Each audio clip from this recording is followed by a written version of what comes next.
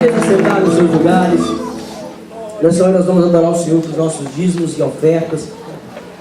Você que trouxe o seu dízimo, trouxe a sua oferta, nós vamos estar ofertando nessa hora, entregando aquilo que o Senhor confiou a cada um de nós, nos dando saúde, nos dando trabalho, nos dando provisão. Nós vamos fazer isso com amor nessa noite, com alegria nessa noite, em nome de Jesus.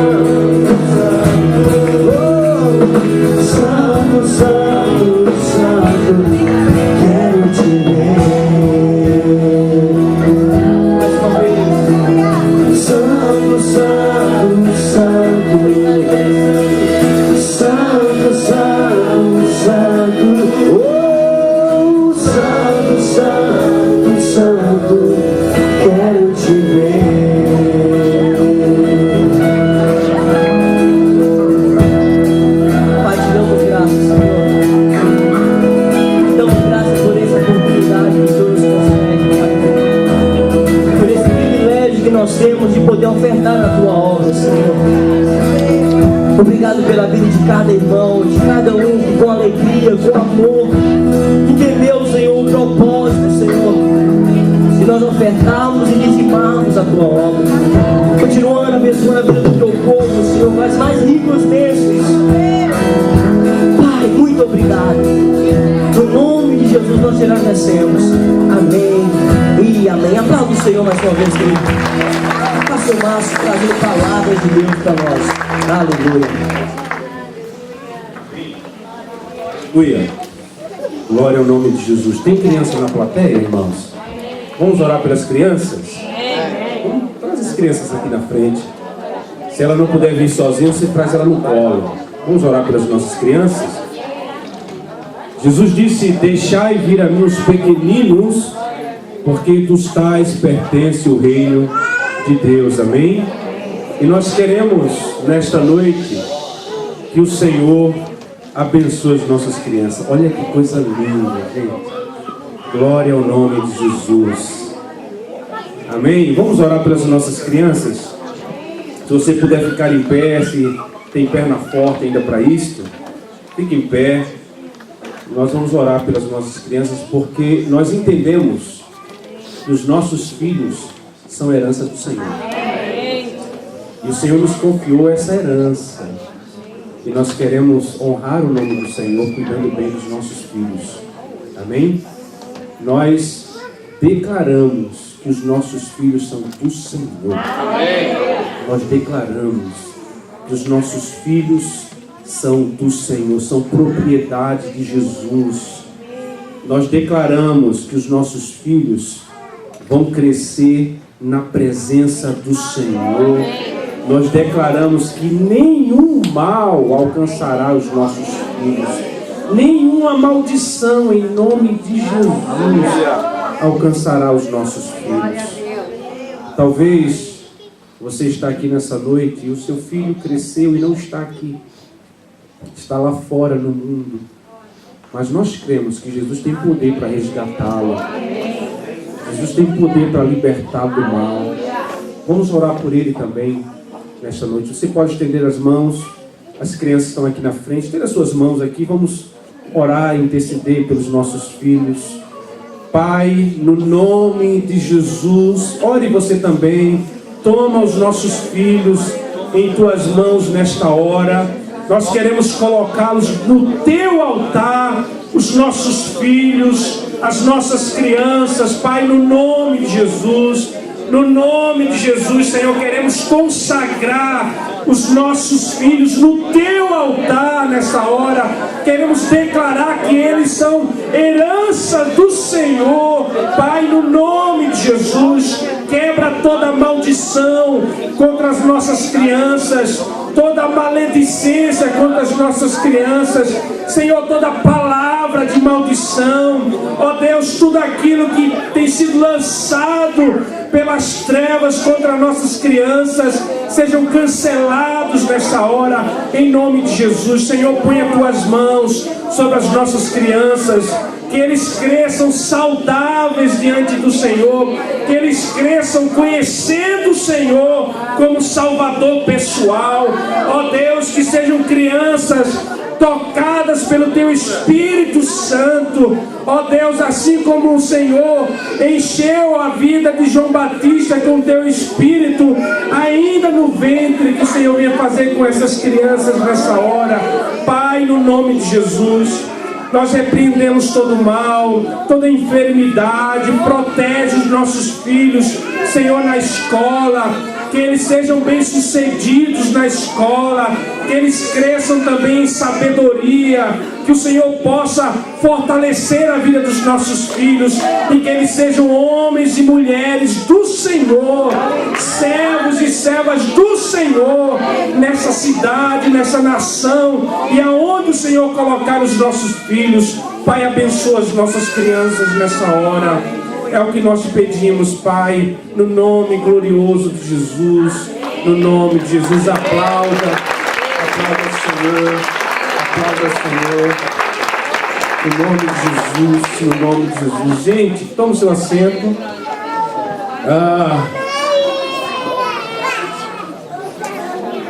As crianças são muito preciosas para Jesus e para nós também. E eu creio que as crianças não são o futuro da igreja. Não, elas fazem parte do presente da igreja. Né? Então a gente às vezes pensa, a criança, o meu filho é o futuro. Não, é o presente. Eles estão servindo a Deus aqui conosco também. E nós temos que cuidar bem das nossas crianças. E ensinar bem os nossos filhos acerca da presença de Deus, né? Não faça isso apenas no domingo. Faça isso sempre, todo dia, né? Orando, ensinando o seu filho como ele deve conhecer a palavra de Deus, ensinando a palavra de Deus para o seu filho, ensinando como ele deve se comportar na igreja, por exemplo, né? Você tem que ensinar a criança. A criança, ela não nasce sabendo. Ela tem que ser ensinada, tem que ser ministrada. E o primeiro ministro do seu filho é você. Ensina o teu filho o caminho que ele deve andar. Não é isso que a Bíblia diz? Quem é que tem que ensinar? Você. A Bíblia diz que nós devemos ensinar a criança no caminho que ela deve andar. Ensinar a palavra de Deus, ensinar a temer ao Senhor, ensinar elas a honrarem a Deus. E você também ensina através das suas atitudes. O que você faz, o seu filho com certeza está aprendendo. Amém? Glória ao nome de Jesus. Queridos, vamos para a palavra? Vamos abrir as nossas Bíblias no profeta Jeremias, o capítulo de número 29. Vamos ler a palavra do Senhor, o profeta Jeremias. Vamos ficar em pé mais uma vez? Eu sei que você pode ser reverente sentado, mas vamos mostrar reverência em pé, lendo a palavra do Senhor. Tendo em vista que as próximas 3 horas você vai passar sentado. Jeremias 29, vamos ler do verso 4 até o verso de número 7. Se você não trouxe uma Bíblia, olhe para o seu lado. Tem alguém sem Bíblia? Se aproxima dessa pessoa para ela ler a palavra de Deus com você também.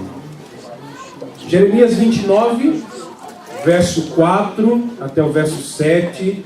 Assim diz o Senhor dos Exércitos, o Deus de Israel, a todos os exilados que eu deportei de Jerusalém para a Babilônia. Edificai casas e habitai nelas, plantai pomares e comei o seu fruto. Tomai esposas e gerai filhos e filhas. Tomai esposas para vossos filhos e dai vossas filhas a maridos, para que tenham filhos e filhas. Multiplicai-vos aí e não vos diminuais. Procurai a paz da cidade para onde vos desterrei e orai por ela ao Senhor, porque na sua paz vós tereis paz. Amém? Pai, nós louvamos o teu nome por tua santa e maravilhosa palavra. Mais uma vez, nós pedimos, Senhor, por graça do Senhor, fala aos nossos corações nesta noite. Nós pedimos, edifica as nossas vidas, fortalece-nos e revela-nos o teu querer nesta noite, e por isso nós te agradecemos em nome de Jesus. Amém? Tome seu assento, deixe a sua Bíblia aberta nesse texto. Eu quero ser breve, mas eu gostaria de compartilhar com você uma palavra que Deus tem colocado no meu coração. Esse é um texto bem conhecido nosso, né? Muitos de nós já sabemos até decorado esse texto. O profeta Jeremias foi um dos profetas que profetizou no contexto em que o povo de Deus estava cativo na Babilônia. Você sabe que houve um período no povo de Deus, na história de Israel, que Deus permitiu que o seu povo fosse levado em cativeiro, né? Até Salomão era o único reino. Era o único reino. Depois da morte de Salomão, os reinos se dividiram em 2 reinos. O reino do norte, com a sede em Israel, e o reino do sul, com sede em Jerusalém. Era o reino do norte e o reino do sul, divididos. O povo fazia coisas que desagradavam a Deus, andavam conforme o seu próprio pensamento, e Deus permitiu que a consequência dos erros do povo caísse sobre o próprio povo. E aí os povos inimigos, no caso a Síria, levou Israel cativo. E Babilônia levou Judá cativo para Babilônia. E alguns profetas continuaram sendo usados por Deus, ou seja, Deus continuou a falar por meio dos profetas, mesmo o povo estando em cativeiro.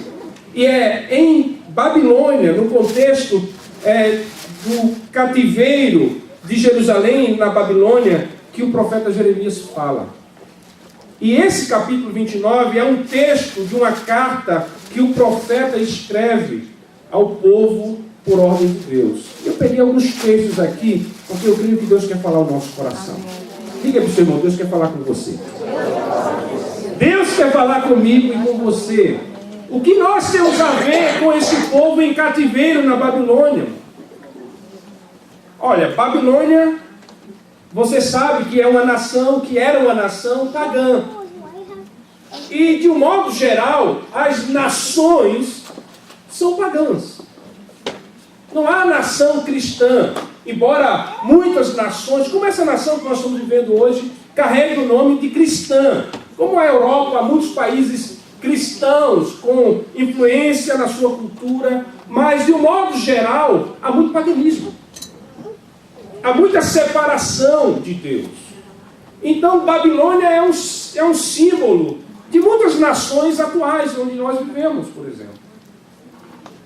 E este povo de Deus estava ali, naquela cidade, cativeiro, era uma situação complicada. Mas isso mostra a situação de muitos de nós, por exemplo, que vivemos em nações, e nessa nação principalmente, como que exilados da nossa própria terra. E quando nós olhamos para a vida do cristão, nós somos peregrinos, sim, nós somos forasteiros, é isso que a Bíblia diz. Nós somos pessoas que vivemos em outras nações, mesmo morando no Brasil, porque a nossa nação, diz a palavra, ela é celestial. A nossa terra é celestial. Então, aonde nós estivermos, aqui nos Estados Unidos, ou no Brasil, ou na Europa, ou em qualquer nação, nós não estamos na nossa pátria. Porque a nossa pátria está lá em cima. É a Nova Jerusalém. Deus trouxe uma palavra através do profeta para o seu povo que estava ali exilado. E deu algumas instruções como o seu povo deveria viver e se comportar entre nações pagãs, entre contextos desfavoráveis à sua fé. Por quê? Porque nós, como povo de Deus, temos um chamado. Nós, como igreja do Senhor, temos uma missão na terra. Nós não estamos aqui simplesmente para nos reunirmos no domingo e celebrarmos essas canções maravilhosas que foram ministradas aqui e depois irmos para casa e acabou, voltamos no próximo domingo. Não! Há uma missão de Deus para mim e para você. Há uma missão para nós como igreja aqui.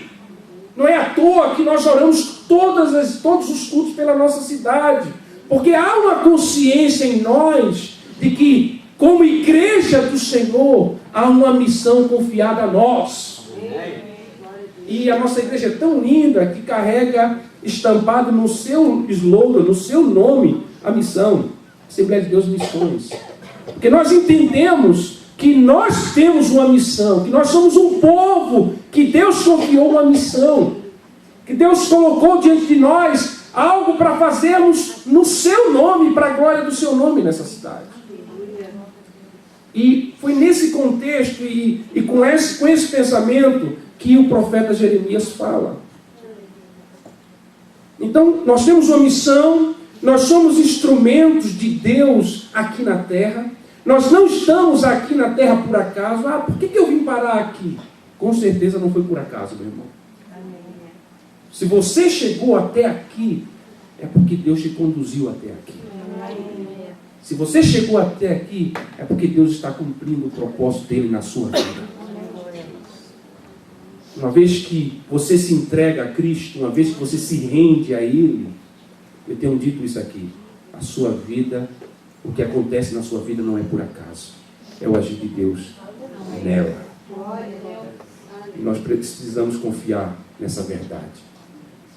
Agora, como é que nós, como povo de Deus, como é que nós, como servos de Deus, como é que nós, como igreja do Senhor, devemos agir num contexto babilônico, num contexto de cidades pagãs, no contexto de nações que não honram o nome do Senhor? Como? Qual deve ser o nosso comportamento em contexto em que é desfavorável à nossa fé? Porque não sei os irmãos, mas eu vivo num contexto completamente contrário à minha fé. Para onde eu olho, há coisas que são contrárias à fé que eu confesso em Deus. No trabalho, na escola, na rua, no contato com o povo, com amigos, com colegas, há muitas coisas à nossa volta que existem, muitas vezes, que são contrárias à nossa fé. E o nosso maior desafio não é sermos crentes aqui. Aqui é bom demais. Aqui dentro é tudo favorável. Ser crente aqui é uma maravilha. O nosso maior desafio é sermos crentes lá fora, aonde as trevas imperam, aonde tudo conspira contra a nossa fé. Ser sal dentro do saleiro é maravilhoso. Agora, ser sal no mundo, ser sal lá fora, é desafiador. E Ele nos chama para esse desafio. E se Ele nos chama para esse desafio, é porque Ele nos capacita para isso. Há um desafio. Como deve ser, então, a nossa vida para nós cumprirmos essa missão de Deus para nós? Olhe para o texto. A nossa ação para Deus. Como deve ser a nossa ação para Deus no contexto em que nós vivemos? Talvez você pense assim: poxa vida, a minha avó que foi crente e fiel a Deus, foi mais fácil para ela, porque naquele tempo, né, era tudo mais favorável. Não, não era. Cada contexto tem a sua dificuldade. Quando nós olhamos para a Babilônia e vimos e percebemos pela história bíblica que tudo era desfavorável para aqueles servos de Deus honrar o nome do Senhor. Mas havia naquele tempo muitos homens que decidiram não se contaminar com as coisas que tiravam eles da presença de Deus. Um deles foi Daniel, você sabe. Ele estava lá na Babilônia, longe da sua terra, que ele foi levado cativo. Não era um lugar favorável para ele adorar o seu Deus, mas ele dizia: eu não vou me contaminar, eu vou adorar a Deus. Amém. Meu irmão, nós não podemos usar a desculpa, muitas vezes, que nós estamos longe de casa, longe da família, e que aqui, pronto, pode ser dessa forma mais aliviado. Não! Não! Há um padrão de Deus para nós.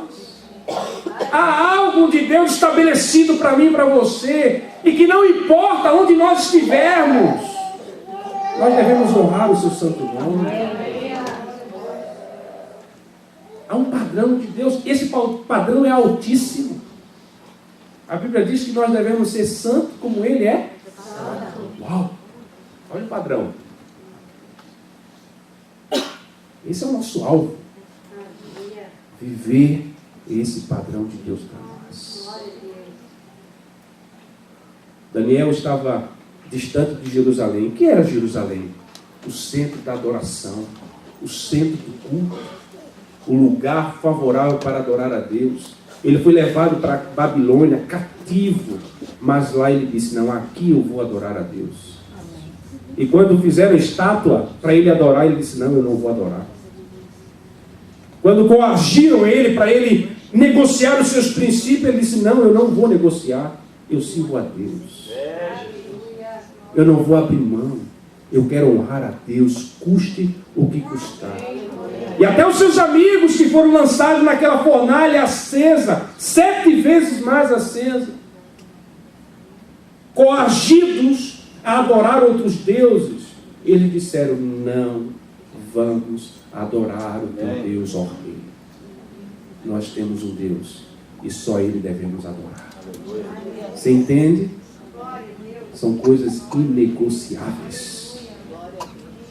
São coisas que nós não podemos abrir mão, custe o que custar. Então, esse é o nosso chamado. Ser igreja, ser testemunhas do Senhor. Essa é a nossa missão, estarmos aqui e glorificar o nome do Senhor. Quando eu olho para esse texto, eu vejo pelo menos 3 coisas que nós, como servos do Senhor, como igreja do Senhor, nós devemos fazer. Primeira coisa que eu vejo é que nós devemos ser presença de Deus aqui onde nós estamos. Temos que ter essa consciência de sermos presença de Deus aqui. Saber quem nós somos em Deus e não vivemos como pessoas que não estamos aqui. Ou estamos aqui só fisicamente, mas espiritualmente nós não estamos. Estamos aqui, mas o nosso pensar está em outro lugar. Olha o que Deus disse para o povo. Assim diz o Senhor dos Exércitos, Deus de Israel, a todos os exilados. Edificai, verso 5, edificai casas e habitai nelas, plantai pomares e comei o seu fruto. O que Deus estava dizendo para o povo é que o povo, em outras palavras, Deus está instruindo o povo exilado a não terem para com o contexto em que eles estavam vivendo uma atitude de exilado. O que isso significa para nós? Nós somos imigrantes aqui nessa nação. Mas como disse no princípio, nós não somos só imigrantes aqui nessa nação. Nós somos imigrantes no mundo, porque esse mundo não nos pertence. A Bíblia diz que nós não somos do mundo. Amém? Amém. É isso que a Bíblia diz. Nós não somos do mundo. Claro que nós não somos. Nós somos de Cristo. Amém. E nós temos uma pátria celestial. Aleluia. E nós devemos ter isso em consciência. Mas não deixarmos de vivermos aqui. Tem muita gente querendo viver aqui como se não estivesse aqui. Não, Deus te colocou aqui. Seja servo de Deus aqui, seja homem, mulher de Deus aqui. Aleluia. A vida abundante que Deus nos deu começa aqui. A vida de santidade que Deus nos dá começa aqui. Não é lá no céu. É aqui. E Jeremias está dizendo, olha, Deus dizendo através de Jeremias, olha, vivam aí, criem raízes aí onde você está. Nós não devemos ter a mentalidade de pessoas que estão só passando e não criando raízes para glorificar a Deus aqui. Parece uma contradição isso, né? Eu sou de lá, mas tenho que viver aqui, claro. Se fosse para você já estar lá, você já estaria, irmão. O nosso desafio é viver o céu aqui. Amém. Antes de irmos para o céu. Porque Paulo diz que lá é incomparavelmente melhor. Ué, por que nós estamos aqui ainda? Qual é a razão de nós estarmos aqui? Você sabe? Se lá é melhor, se lá não tem pecado, se lá não há choro, não há tristeza, por que nós estamos aqui ainda? Já sei, para ganharmos muito dinheiro.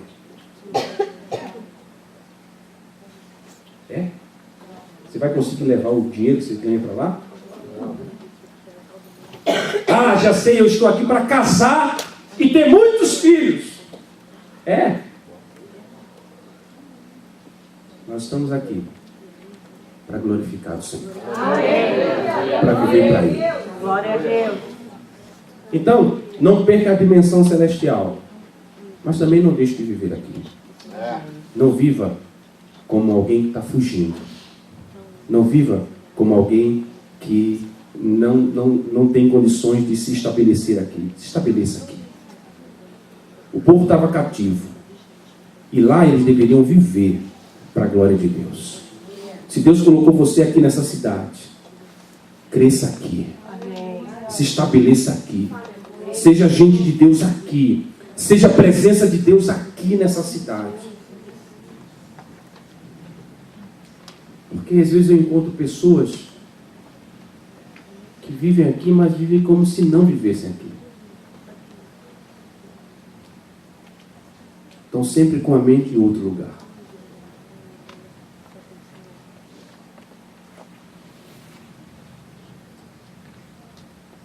Sua mente não deve estar em outro lugar. Sua mente deve estar em Deus. Aonde Deus está, aí é onde a sua mente deve estar. Ponha a sua mente no Senhor. E seja a presença de Deus aqui. Esteja aqui com consciência. Deus, eu estou aqui. Por alguma razão o Senhor me trouxe aqui. Eu quero viver para a tua glória aqui. Eu quero viver com essa consciência. Até o dia em que Deus me tirar daqui. Ou para lá, o que seria maravilhoso, ou para um outro lugar. Também glorificaria o seu santo nome. E ele diz, estabeleçam-se. Invistam aí onde vocês estão. Ingressem na vida da cidade. Um dos maiores erros de nós como igreja é vivermos na cidade como dela não fizéssemos parte. Não, Deus me colocou aqui. Eu estudo naquela escola, então eu vou ser luz naquela escola. Eu trabalho naquela empresa e vou ser luz naquela empresa. Eu moro nessa rua, serei luz nesta rua, serei presença de Deus aqui. Ele disse para o povo estava no cativeiro, edificai casas e habitai nela. Está aí no verso 5. Ou seja, compre casa. Compre casa. Se Deus te trouxe para cá, se Deus permite que você esteja aqui, compre casa. Invista economicamente na cidade. Seja a presença de Deus. Não, eu estou aqui. Eu sou presença de Deus aqui. Eu vou construir meu império aqui. Eu vou comprar casas aqui. Eu vou viver aqui. E vou ser presença de Deus aqui. Nós não podemos viver como pessoas que estão loucas para ir para o céu. Aí nem vive o céu aqui e nem é presença de Deus aqui. Porque está querendo ir para o céu. Não, meu irmão. Ele vai viver aqui muitos anos. Só ele, né? Você vai ser presença de Deus aqui. Eu vou viver aqui todos os dias que Deus me permitir viver. E eu quero viver para a glória do seu santo nome. Para a glória do seu santo nome. Plantai pomares e comei o seu fruto. Ou seja, dê fruto aonde você está. Muitos de nós estamos querendo dar fruto em outro lugar. Não, se você não está dando fruto aqui, você não vai dar fruto em lugar nenhum. Você conhece aquelas pessoas que estão sempre querendo ir para outro lugar? Não, mas lá vai ser melhor. Ah, eu vou para lá porque lá vai ser assim. Ah, lá vai ser desse jeito. Irmão, se não for aqui, não será em lugar nenhum. Às vezes as pessoas me perguntam, pastor, qual é o melhor lugar? O melhor lugar é onde eu estou. Senão eu não saio dele agora. Como é que esse lugar é ruim para você? Esse lugar não presta? Por que você está aqui? Não parece uma contradição? Não, o melhor lugar é onde eu estou. A melhor igreja é onde eu congrego. Senão eu sou dela agora. Eu não vou ficar numa igreja que não. Você entende isso? Então a melhor igreja é a minha, onde eu sirvo a Deus. É aqui onde eu conheci a Deus. É aqui que eu glorifico o nome dele. Vem todo mundo para cá. Aqui é o melhor lugar. O melhor bairro é onde eu estou, irmão. Senão eu me mudo no outro dia. Mas a gente está querendo criar situações. E muitas vezes as situações que precisam ser criadas estão dentro de você. Às vezes não é o contexto onde você está, é o seu coração. O povo tinha toda a razão do mundo para sair da Babilônia. Claro, eles estavam cativos. Mas Deus disse: edificai casa onde vocês estão. Plantai pomada, ou seja, leva tempo plantar. Coma do fruto. Plante e coma do fruto.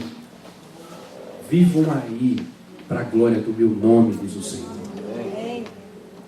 Não queira sair para qualquer lugar, porque o melhor lugar é onde Deus te colocou. Pode ser um deserto, mas se Deus te colocou, vai frutificar para a glória do Senhor.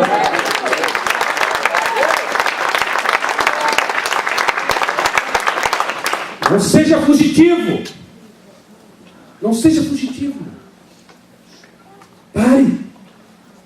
Se estabeleça. Busque a vontade de Deus. Ninguém está no lugar por acaso. Há uma vontade soberana. Há um agir poderoso de Deus na minha vida, na sua vida. Nada vai ser por acaso. O Senhor te colocou, então é aqui, é aí, onde você está, que você vai procurar viver para a glória do nome dele. Então a primeira coisa que nós aprendemos com esse texto: ser consciência de Deus aqui, ser presença de Deus aqui. Não passe a sua vida planejando ir para outro lugar. Ai, não vejo a hora. Sabe o que acontece? Você nem vive aqui, nem vive lá.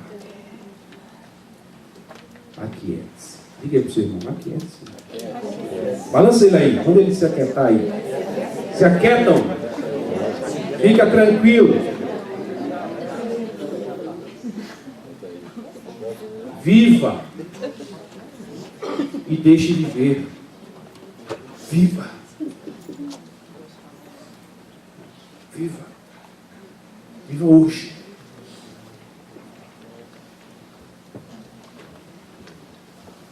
Não seja dominado pela inquietação de viver o amanhã. Hoje. Não ceda a essa inquietação pelo amanhã. A Bíblia diz que o amanhã não lhe pertence, pertence a Deus. O seu amanhã está nas mãos do Senhor.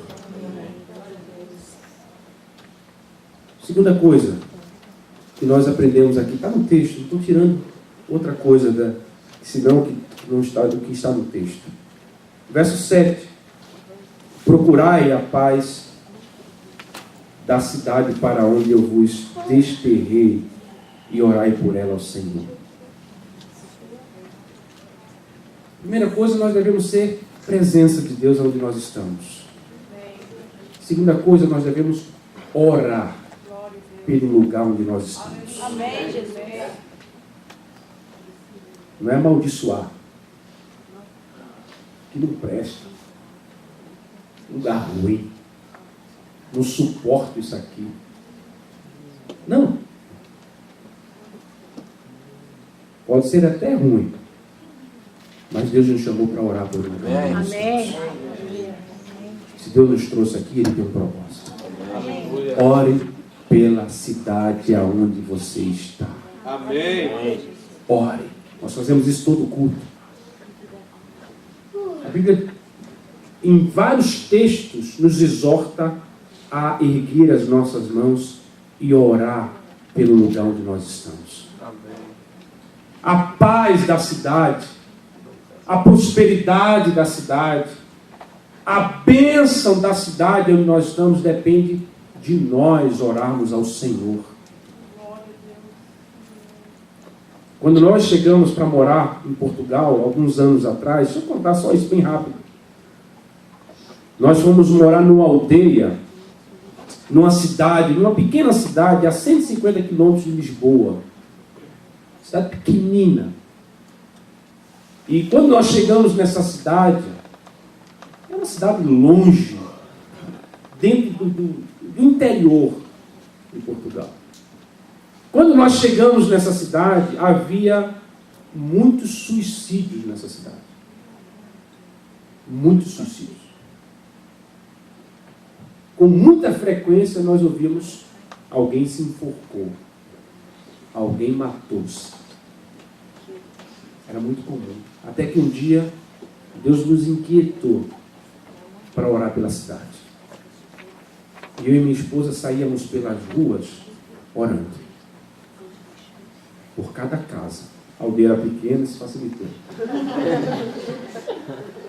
Não fizemos como Jonas, que caminhou um sábado só, com aquela mensagem dele bem rápida. Não. Nós íamos rua por rua, dia após dia, consagrando aquela cidade, orando por aquele povo. E nós começamos a repreender o espírito de suicídio que estava ali.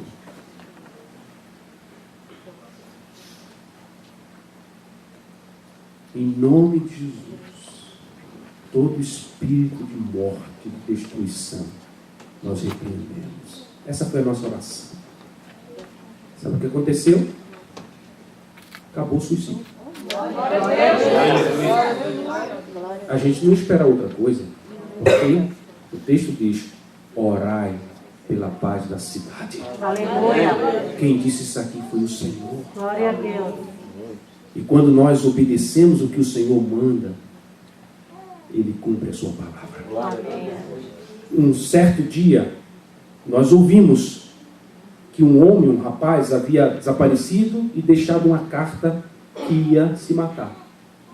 Estávamos numa visita, visitando uma irmã da igreja, quando ouvimos um vizinho falar. E nós saímos já daquela visita e orando, repreendemos aquela intenção que estava sobre a vida daquele jovem. Ele tinha uma dívida e a solução que ele achava, que ele encontrou foi matar-se. E ele deixou uma carta e sumiu. Nós oramos tanto naquele dia. E o jovem se arrependeu de se matar. E voltou para a sua família. Irmãos, orai pela cidade onde está. Se Deus nos colocou aqui, exatamente aqui nessa cidade, é porque Ele quer usar as nossas vidas. Eu não vou procurar outra cidade para morar. Eu não vou procurar outro contexto para ir, porque eu sei que Deus vai ouvir a minha oração para mudar essa cidade. Eu sei que nós somos igreja do Senhor aqui. E como igreja nós devemos nos levantar em autoridade no nome de Jesus. E repreender aquilo que não está correto na nossa cidade. E sermos intercessores. A Bíblia diz que Deus procura um homem que estivesse na brecha.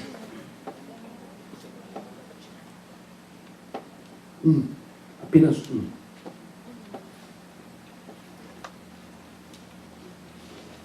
Nessa noite Ele está procurando eu e você, para estarmos na brecha, para orar pela nossa cidade. Orai por ela, pela cidade ao Senhor. Jeremias diz que esses judeus em Babilônia deveriam orar. Não era a cidade deles. Eles não sabiam quanto tempo iria passar naquela cidade. Talvez a mudança fosse rápido ou demorasse algumas décadas. Mas o Senhor disse: ore pela cidade aonde vocês estão. Um dos maiores textos na Bíblia que falam sobre orar pela cidade é o Salmo 122, quando ele diz para orar por Jerusalém. Orai pela paz de Jerusalém. Né? Essa palavra paz, você já sabe, tem um sentido muito amplo. Não é só ausência de guerra, mas é prosperidade, bem-estar, tranquilidade. É uma palavra muito ampla. E é nesse sentido, nós devemos orar por todo o bem da nossa cidade.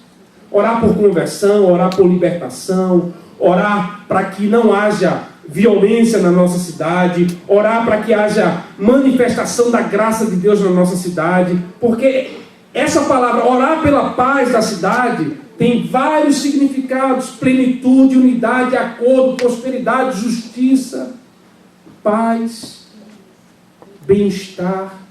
É por isso que nós devemos orar pela nossa cidade. Embora nós estamos aqui de passagem, porque a nossa cidade é celestial, nós devemos fazer a diferença aqui.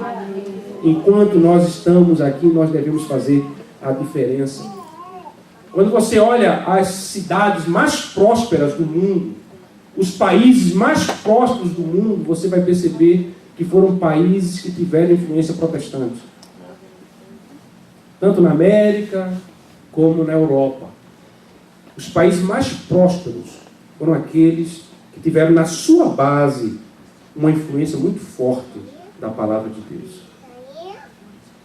Quando essa nação foi fundada por crentes que vieram da Europa, eles estabeleceram esses princípios da palavra do Senhor. Por isso que essa nação é próspera. Não é só por causa de uma estratégia econômica, mas porque no princípio houve oração e houve disposição para honrar a Deus. E hoje, por causa da desonra a Deus, a cidade e a nação se encontra na situação como está. Mas Deus tem levantado uma igreja aqui nessa cidade que honra o nome de Jesus para mudar essa realidade. Uma outra coisa que nós aprendemos quando lemos esse texto é que nós devemos proclamar a palavra de Deus nessa cidade. Proclamar. Nós temos uma missão de levar a palavra de Deus para outros que ainda não conhecem Jesus. Essa missão foi confiada a mim e a você. No ambiente onde nós estamos, nós temos essa responsabilidade de pregar o Evangelho a outras pessoas que não ouviram Jesus. Então, a proclamação da mensagem do Evangelho foi confiada a nós como igreja. Estávamos ontem na reunião de jovens e ouvimos eles falarem da quantidade de vezes que eles saíram para o evangelismo, distribuição de Bíblia. Isso é correto fazer? Isso nós devemos fazer sempre. Porque se a igreja se cala, o mundo se acaba. Se a verdade não é propagada, a mentira prospera. A única forma de nós determos o avanço da mentira é proclamando a verdade em Cristo Jesus. Se há mentira onde você está vivendo, se a mentira tem operado em qualquer contexto onde você está, é porque está faltando a proclamação da verdade. E a verdade, nós sabemos quem é. A verdade é Jesus.